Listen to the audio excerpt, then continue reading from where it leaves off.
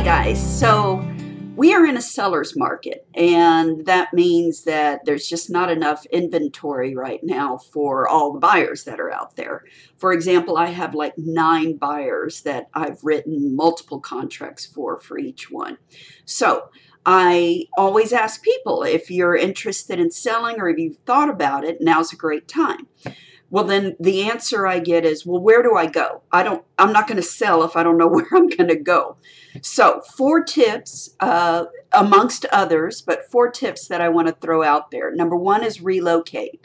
We're in a market where people are working from home and you can pretty much live anywhere. So if you ever thought about it, where do you want to live? You know, we always think, well, I'm here and I'm entrenched here, and well, you can go anywhere. So think about where you really want to live.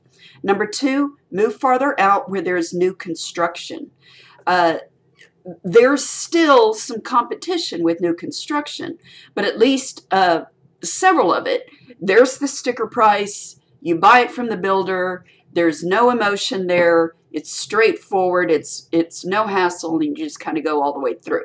Number 3, downsize. A lot of my friends are now empty nesters, and they don't need a 4,000 square foot house. So downsizing to a house that's more accommodating to what your life is always an option. And if you're selling a large house, you're going to get a large set of cash. So you have some bargaining power in buying a smaller house.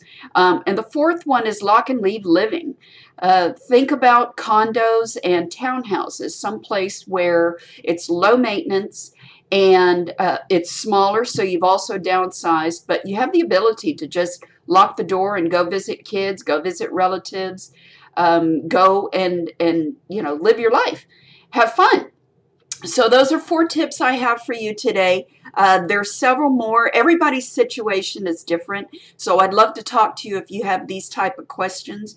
Just let me know.